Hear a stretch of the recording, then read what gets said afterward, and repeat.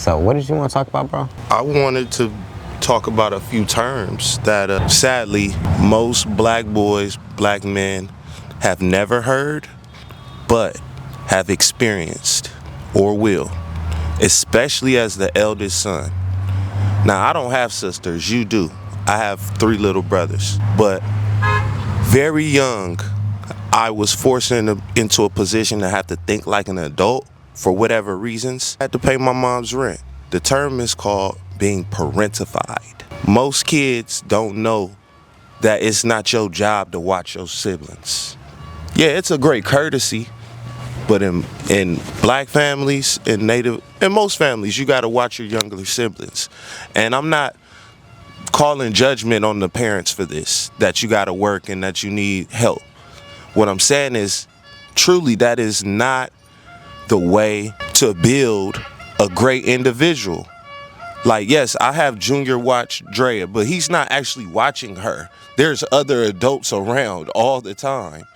I'm just teaching him to always keep an eye on his younger sibling. But me, when I was his age, at 7, I found my first 8-ball and already knew what to go do with it, make an exchange, get some money in here so that moms could pay the rent. So she ain't had to walk up the street and meet Mr. Cecil on San Pedro. Think I don't remember? Like, stop playing with me. The word is being parentified. Second term I want to talk about, son husband. Once again, I'm not telling these parts of the story for no reason. Walking up the street at 11 o'clock, dark alleys and stuff to get to this man's house. I became a son husband. I had to protect my mother at an age when I couldn't lift a cherry. You feel me? From the rent to protection to wisdom. Hey, I don't think we should be going out at this time. Getting her to sit her hot down sometimes. What would you say? Have you experienced anything where you were parentified or treated as a son husband? I mean, of course, that happens to every black boy who grows up with a single mother. It shows up in different ways, whether it's emotionally, physically, financially. They always end up in that type of dynamic because the mother's, she's heartbroken. And you're the closest male to her. You're the closest male influence. And God forbid she don't have her daddy.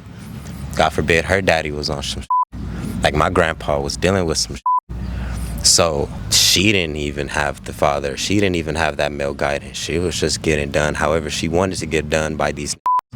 So it's like every black boy dealt with that to a certain extent, probably not to certain degrees, you get what I'm saying? But I think every black boy has that emotional cord to his mother. I heard this thing, it was like there's 2 umbilical cords a man has to cut from his mother. The first one's physical, the second one is spiritual. When you cut that emotional tie of feeling like you're not complete without this person, or you can't make decisions for yourself without this person, I think we just stay too attached, crazy enough, and we try to fix her or we try to help her and take unnecessary stress off, like what you're saying, because of her circumstance. I think as kids, if we don't have nobody around us telling us that you shouldn't be doing that, you're not supposed to do that, we'll just do that shit by nature, because it's like, what are we supposed to do, to sit there and watch our mama go through that? It's just our nature. He was gonna help. He was gonna do something. He was gonna at least try, but there should have been another male, a grown-ass man right there saying, nah, this ain't how this is supposed to be happening, and take responsibility for being the man in that household. So like, the mom's f***ed up and the dad's f***ed up, because if dad was there doing what he was supposed to be doing, mama wouldn't have had the access or the justification to act certain ways and to do certain shit, because she would have also had that guidance. So she was able to just do free realm, treat her kids however she wanted, do whatever she wanted, just whatever the f she wanted, because there was nobody else necessarily right there saying, no, don't do that. You know, it's kind of hard for a dad to set rule and set principle in a household, and he lived 5 miles away. What can he do? You got to pick up the phone, bust a random mission. But by the time the child needs discipline, the shit done already happened. The arguments done already happened. The mama done already got her licking, and now they calling daddy. You know what I'm saying? So if dad was already right there, mama wouldn't even have been able to get that lick in, because the lick would have got prevented. Now y'all both up. You need to stop talking like that, and she need to stop acting like that, or vice versa, whatever the but there was no man right there. So us as the kid, we not thinking anything's wrong with mommy. We thinking something wrong with us if we don't speak up and help, because there ain't no man right there. And that was a great transition into just an asterisk Asterisk.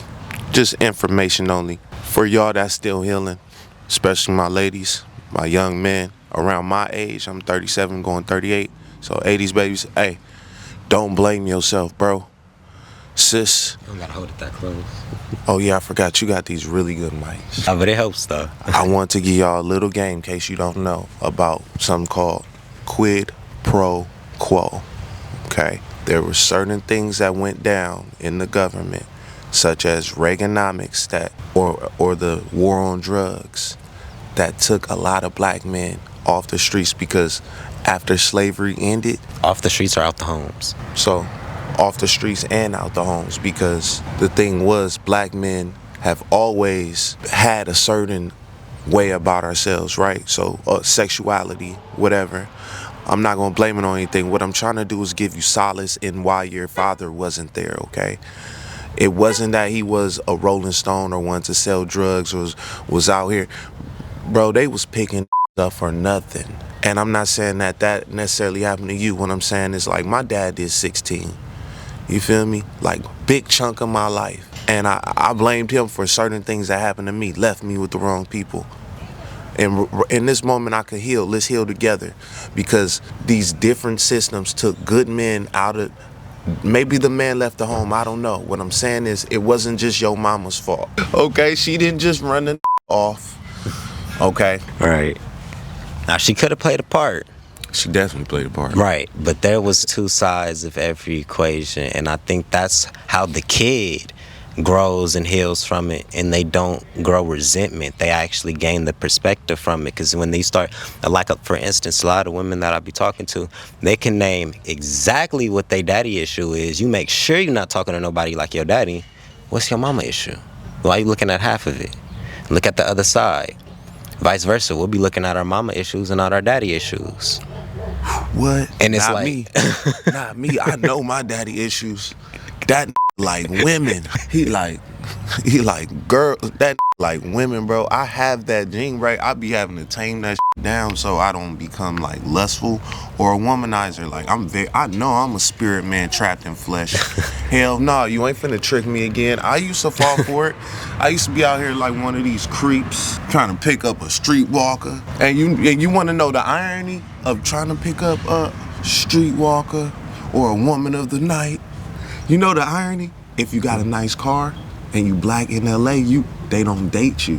So if you know, you know. So I never got no love. I never even got to do the freaky shit. I run into good girls, man.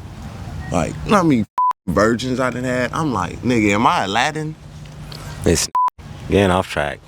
I'm not. We still talking about women.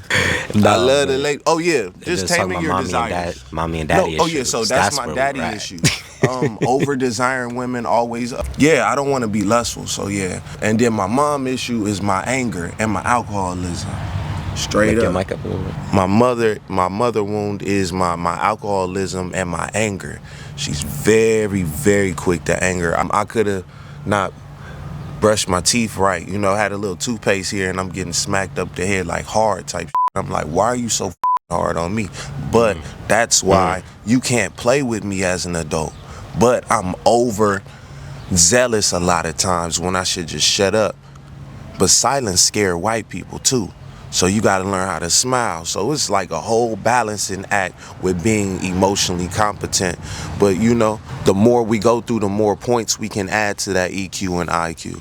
Something else I want to speak on when it comes to the system, you know, that's getting all these black men and putting us in very interesting predicaments. To a certain extent, and this is where we stop looking at ourselves as victims. They put us in the environment that makes it easy for us to up.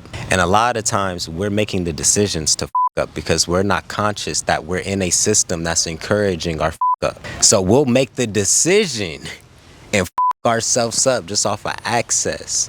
And that's like you put a whole bunch of people crabbing a bucket. Nobody here got resources. Going on YouTube, putting a bait car in the hood.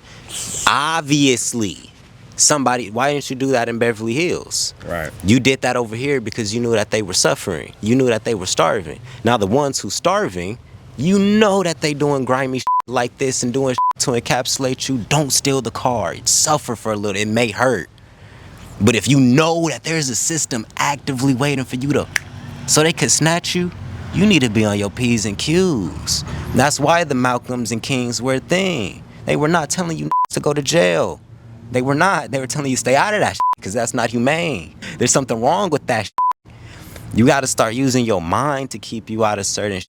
Is what energy, you could view it like spiritual warfare. There's an energy coming over us trying to make us act in ways that the energy knows is going to lead us down a certain path. We're fighting an energy. That's why we feel like we got freedom, but guarantee you fuck up. It only takes 10 seconds to fuck your life up. So you're free until you make the decision. So you need to be conscious of your thoughts and what's influencing your thought processes, you know? Because they wait for you to fuck up. I call it the gap in between reaction. The more emotionally competent you are, I realize that it's almost like ultra instinct. Like you see it as the attack is coming. Yep.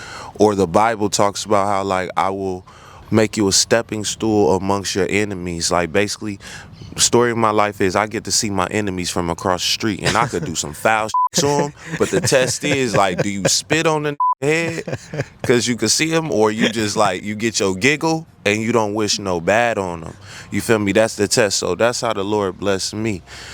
Man, lost my train of thought, but God is good. Yeah. I think that's it, you know. Yeah, we got off track from the initial thing, but the mother issues, that's some real shit.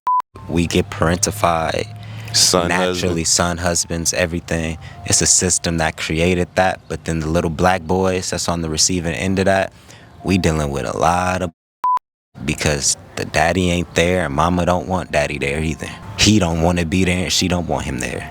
Ain't that some I'm supposed to be with my kids right now. I get a long ass text. I'm taking the kids up to my sister's house to help her set up for her boy's graduation.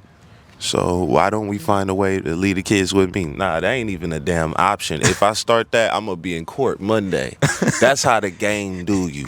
So you learn how to shut the up. It's like, I call it, I don't know if I ever said this public, but I forgot who I got it from, but it's basically been a lion with no teeth. A lion with no teeth. What good am I, bro? Lame mad. You ain't scaring nobody.